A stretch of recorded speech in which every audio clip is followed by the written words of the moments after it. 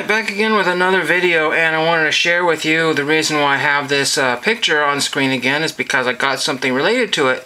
I know I kind of alluded to it in the last few videos here, but I never mentioned that I was really buying any of these things.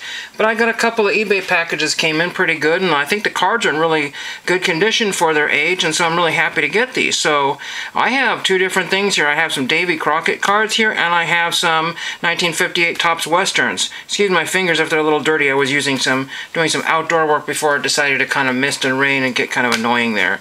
Let's see we'll do these first here. Two different sellers, very unique packaging. These are all in card saver 2s with a little green dot there.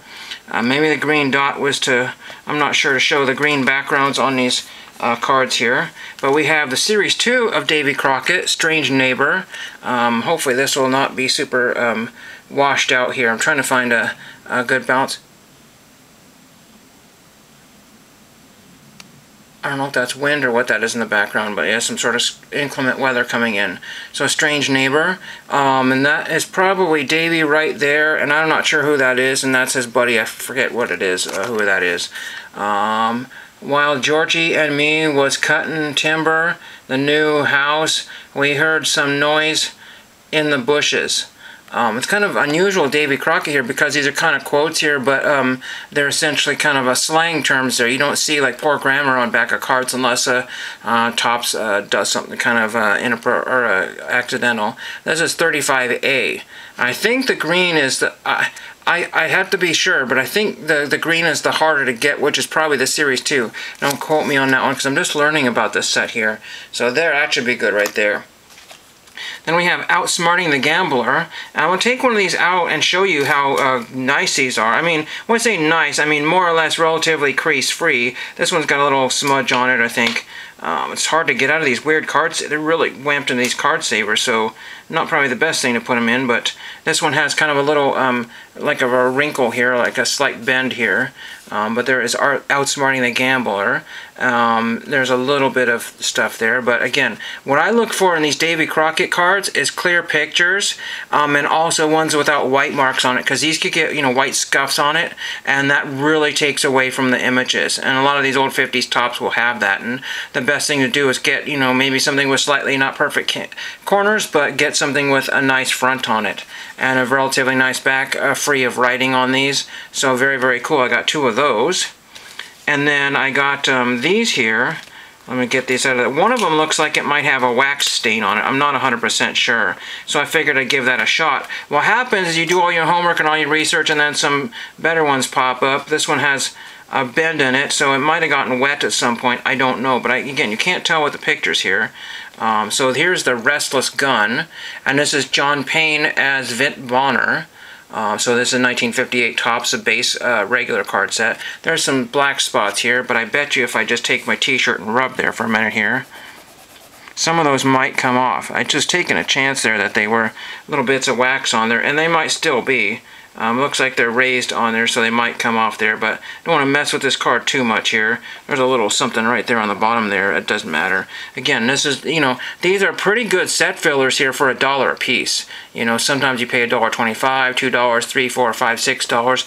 And then again, the condition is so crazy between the $1 and a $5 range there. So it's always best to maybe go with a $1 one unless it's really super destroyed.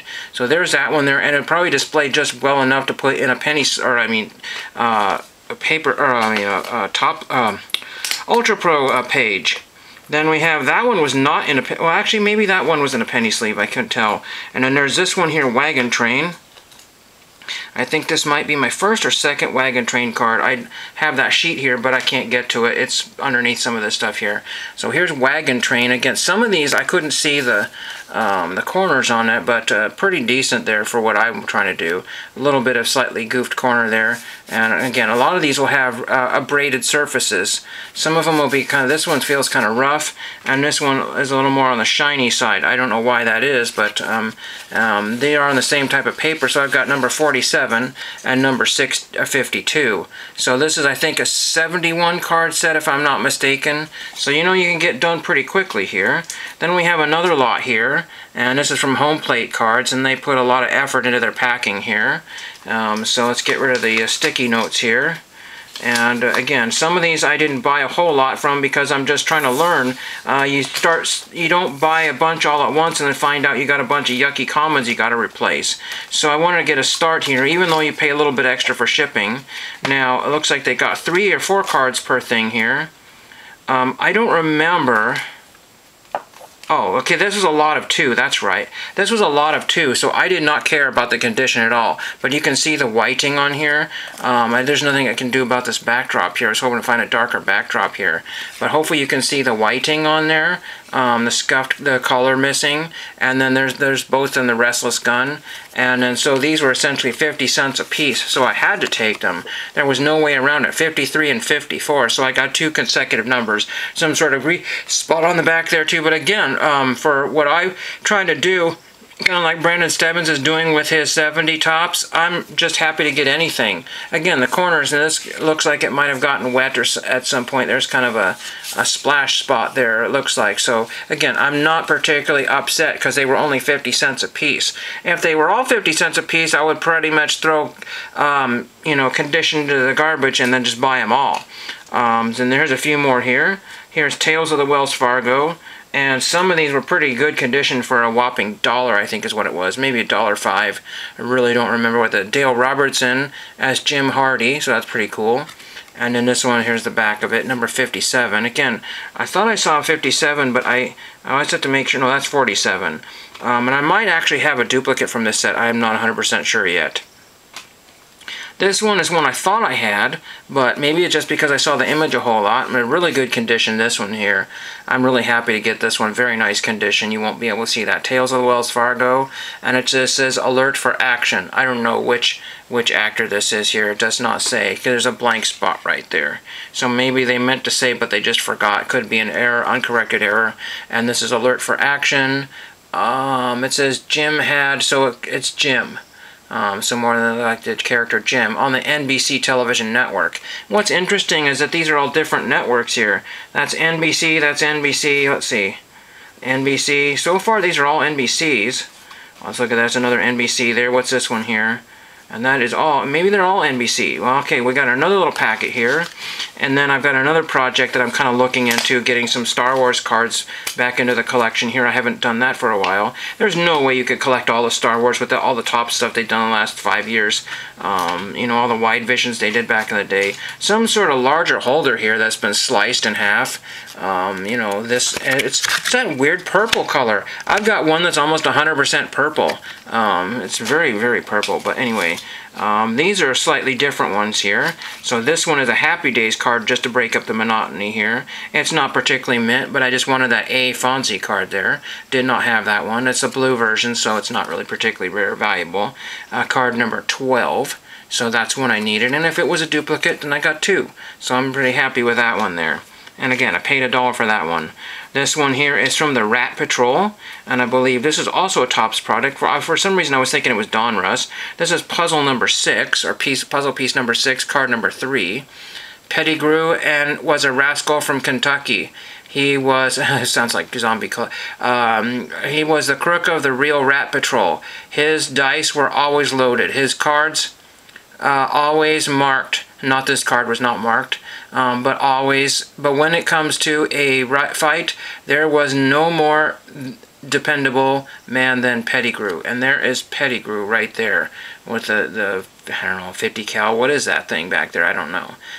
But yeah, so that's a cool picture there. This one is not a very big set either. It's kind of a shiny-ish back there, but maybe it was put in a binder and made it shiny. I don't know, but yeah, it's kind of cool. And it says Topps Chewing Gum, printed in USA. You have to be very careful because it'll say Topps Chewing Gum, printed in Canada, and everybody puts Topps. They do not put OPG, so that's kind of a mistake on some people's part there. And we have a few more of the Western set here. I'm not anywhere close to building a set here. This is Track Down, The Pursuit, and it was too bad they didn't put who that was on the front there. But it says, there was times when, let's see, mentions Hobie, so that might be Hobie there, I'm not sure. And this is the CBS television network, so we had all NBC. Now we have a CBS one. How interesting is that? Different. You would never find that today at all. Never. We got 2 more. Have gun will travel, and I just picked this one up because it's normally one of the more popular ones here. The back is more or less centered here, Indian trouble. You will not say that anymore. And then you've got, you see, it's miscut right here, but these cards were done quite frequently there. It's really hard to find anything that's super perfect, so it's best to not even try unless you're going for a, you know, an 8 set. You know, probably most of the really good ones have been graded so far, and then just the beat up ones like this one here, you know, so this is worth anywhere between $1 and $3 probably, so I'm really happy to have this one here. Again, it had a nice front on it, and that's all. And then we have this one here, Boots and Saddles. Pretty well centered here, actually. A little wrinkle dinkle right there, but no big deal there. And there is this one, number 68, Charge. So it's really easy, every week on your local television station. So I don't know what station would that have been. Don't really know what Boots and Saddles would have been on. Maybe it's a syndicate. I really don't know what that would have been. 1, 2, and then, let's see, 3, 4, 5, 6, 7, 8. So I've added 8 to my set build there, so that's neat. So again, there's 71, and I have 8, and then I have about 11 or 12 cards. So it looks like about 60 cards, maybe 58 to 60 more cards. And then the Davy Crockett's, I don't have very many of those.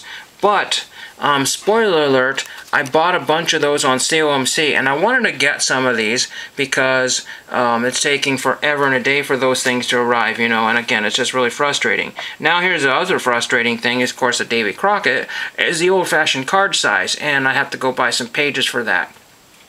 I really wouldn't mind finding pages that are up and down like this instead of like this. You know, I mean, I know that's landscape and that would look better that way, but I don't know. We'll have to figure that one out until I figure what to do. I don't want to make a big production of the whole page situation here, but thankfully these will take... Now, my question is, I don't know whether I want to put these all in one binder or if I want to, you know, do a separate binder for each one of those, because I have my 70s and 80s in one binder, but I don't have any of my other vintage cards in any binders. You know, the Happy Days one is separate, and so on and so forth. So like I said, if you're looking for any kind of 50s era Topps non-sports cards, look around. You will find these for $1 a piece, $1 a piece. Very, very cool. And just a very quick note here, I mentioned Star Wars. And I'm trying to look to add a certain type of thing to my collection. I don't have a whole lot, but they're always very impressive when you do add them. And then I found this here. I was going through some stuff here. I recently put this sticker on here. But this is just all miscellaneous hodgepodge stuff here. Lots of Garbage Pail Kids, 92 Donruss, 90 Donruss. Somebody was asking if I had any 88 Donruss because they would give me a list of the ones that they were missing and see if I could fulfill that. And I may or may not have. I had tons of 88 Donruss, and I still have some, but may not be able to fill the numbers. But there's a few things there that could go theoretically out the door. I just have to, you know, with the care packages and the cards that I've recently got rid of, I may not have everything that everybody's looking for. But that is a fun mail day, adding some vintage to my collection here. It's not every day I get to add, you know, all that kinds of fun non-sport to it. So let me know if you've collected any of these, have any of these, thinking about getting a few of these, you know, Fess Parker, old Davy Crockett, and then of course the multi-show set here, Gunsmoker, they'll be the ones that are going to cost you a bunch of money there, pretty much is what that is. So that is what I have for you. And thank you for watching.